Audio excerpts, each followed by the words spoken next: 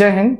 जैसा कि आज हम देखेंगे इतिहास पढ़ेंगे। इतिहास के बारे में अगर आप क्लास 9th, क्लास 10th या 12th का स्टूडेंट हैं तो हम इतिहास को समझते हैं। इतिहास किसे कहते हैं, इतिहास के पिता कौन है, इतिहास को कितने भागों में बांटा गया है, एक एक करके हम एक एक पॉइंट समझते चलेंगे। पहले हम इतिहास देखते हैं। इतिहास, आप इसको अगर दो भाग में तोड़ें तो देखिएगा कि इति जोड़ हास। इति मतलब बीती और हास मतलब कहानी।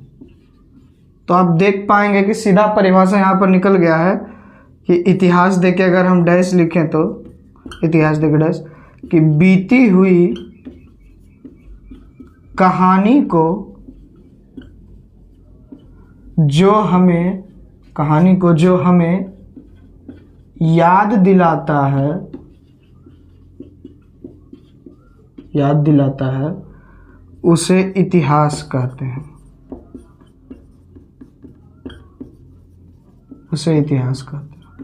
अब देख सकते हैं कितना सिंपल परिभाषा है। इतिहास को आप दो भाग में तोड़िए, इति जोड़ हास। इति मतलब बीती, जो बीत गई है। हास मतलब कहानी। इसका मतलब कि बीती हुई कहानी को जो हमें याद दिलाएगा उसे हम इतिहास कहेंगे। अब बात करते हैं कि इतिहास के पिता कौन है। इसके पिता, इतिहास के पिता या इतिहास के जनक, आप बोलिए पिता या जनक, तो हेरोडोटस। इतिहास के पिता और उसके जनक हेरोडोटस इतिहास के पिता या इतिहास के जनक किसको माना जाता है? हेरोडोटस को।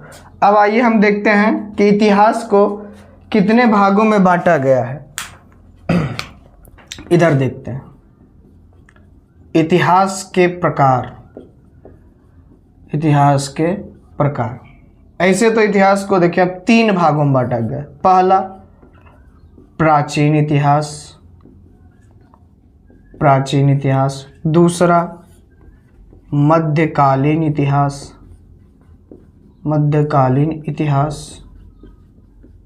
और तीसरा आधुनिक इतिहास। देखिए ये इतिहास के 3 प्रकार हैं, लेकिन अगर आप क्लास 9th का स्टूडेंट हैं, क्लास 9th, तो आपको ये तीनों में से कुछ नहीं पढ़ना है। आपको पढ़ना है विश्व इतिहास। आप क्लास 9th का तो आपको पढ़ना है विश्व इतिहास, जिसमें प्रथम विश्व युद्ध, द्वितीय विश्व युद्ध, भारत के खोज, अमेरिका स्वतंत्रता संग्राम और नाजीवाद क्या है, फांसीवाद क्या है, संयुक्त राष्ट्र संघ के बारे में जो 2 संघ बनी थी, प्रथम विश्व युद्ध के बाद राष्ट्र संघ और दूसरे विश्व युद्ध के बाद संयुक्त राष्ट्र संघ, और इसके क्या क्या कार्य क्षेत्र हैं। तो ये सब बस इतना ही इतिहास हमको पढ़ना है क्लास 9th में। क्लास 9th में विश्व इतिहास में देखिएगा पहला लेसन भौगोलिक खोज। पहला लेसन आपको पढ़ना है भौगोलिक खोज। दूसरा अमेरिकी स्वतंत्रता संग्राम। तीसरा आप पढ़िएगा फ्रांस की क्रांति। और चौथा प्रथम विश्व युद्ध और द्वितीय विश्व युद्ध। और इसके बाद हमको नाजीवाद, फांसीवाद, राष्ट्रसंघ, संयुक्त राष्ट्र संघ, ये चीज़ें हमको देखना है। यही 4-5 चीज़ हमको इतिहास में पढ़ना है, लेकिन इसमें हमको कहीं भी भारत का इतिहास चाहे कुछ भी क्लास 9th में नहीं पढ़ना। आप देख लीजिएगा 9th में यही पढ़ना है सिर्फ। उसके बाद हम क्लास 10th का बात करें, क्लास 10th का, तो क्लास 10th में भी 9th का जो तीसरा लेसन है फ्रांस की क्रांति, और फ्रांस यूरोप महादेश में है।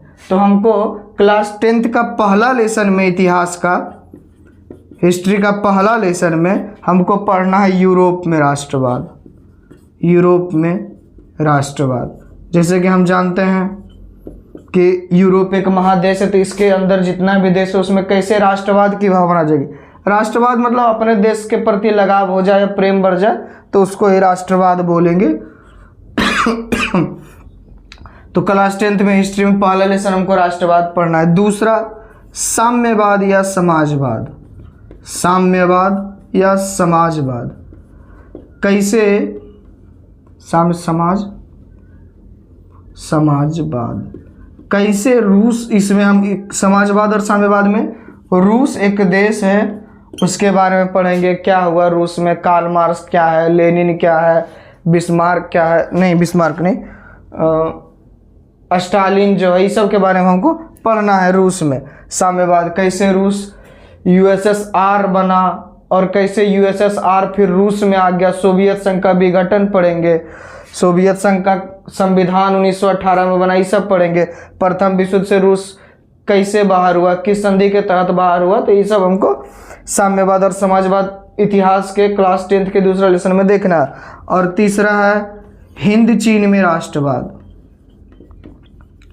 हिंद चीन में राष्ट्रवाद, हिंद चीन में राष्ट्रवाद मतलब ऐसा क्षेत्र जो जिस पे हिंदुस्तान का भी प्रभाव है और चीन का भी प्रभाव है, इसीलिए इसके दोनों के बीच के क्षेत्र को हिंद चीन बोलेंगे, जिसमें कंबोडिया, लाओस, वियतनाम आएगा। तीनों में युद्ध हो मतलब तीनों अपने अपने आज़ादी के लिए लड़ेंगे और तीनों एक स्वतंत्र राष्ट्र बन जाएगा वर्तमान में। और इसके बाद हम आधुनिक इतिहास, क्लास 10th के हिस्ट्री में 3 लेसन, वर्ल्ड हिस्ट्री और आधुनिक इतिहास, भारत का आधुनिक इतिहास। मान के चलते कांग्रेस पार्टी की स्थापना 1885 से 1950 संविधान लागू होने तक सब हमको पढ़ना पड़ेगा, क्लास 9th और 10th। और अगर आप क्लास 12th का स्टूडेंट है तो उसको भी देख लीजिए। क्लास 12th का अगर आप स्टूडेंट हैं और आपको हिस्ट्री में देखना है तो आपको ये तीनों पढ़ना पड़ेगा। प्राचीन इतिहास भी आपको क्लास 12th में पढ़ना है, जिसमें हड़प्पा सभ्यता, जैन धर्म, बौद्ध धर्म, वैदिक सभ्यता, जनपद, चंद्रगुप्त मौर्य, अशोक, ये सब हो गया। उसके बाद मध्यकालीन इतिहास में आपको दिल्ली सल्तनत, उसके बाद महमूद बिन कासिम, गौरी, गजनी, मुगल वंश, ये सब आपको मध्यकालीन भारत में पढ़ना होगा। और आधुनिक भारत में हम पढ़ेंगे भारत के खोज से, ऐसे मान के चलते अंग्रेज जब आए 1757, पलासी का युद्ध, चाहे बक्सर का युद्ध 1764, वहाँ से हम आधुनिक भारत पढ़ना प्रारंभ करेंगे। और वहाँ से देखेंगे कि फिर कैसे भारत अंग्रेज़ों का धीरे धीरे गुलाम होते चला गया। और उसके बाद बड़ी लंबी लड़ाई चली, संघर्ष चला भारतीयों और अंग्रेज़ों के बीच, तब जाके हमको आज़ादी मिली है। कितने नौजवान साथियों ने यहाँ पर जान दिया है तब जाके, तो सब हमको आधुनिक भारत में पढ़ना है। और कांग्रेस पार्टी की स्थापना एक महत्वपूर्ण घटना मानी जाती है। उसके बाद ही भारतीय इतिहास में अंग्रेज के प्रति एक आंदोलन से हम पढ़ेंगे। इसके बाद भी आप देखेंगे कि एक आंदोलन बीच में 1757 होता है, जो सफल तो नहीं रहता है लेकिन बहुत हद तक अंग्रेज की नींव हिलाने में सफल रहती है, डुला देती है।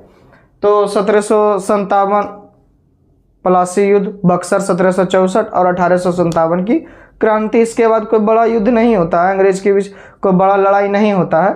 उसके बाद यही फिर हम कांग्रेस पार्टी की स्थापना के बाद हर वर्ष देखते चलेंगे। तो अब वीडियो रेगुलर आते रहेगी, आप सब बने रहें।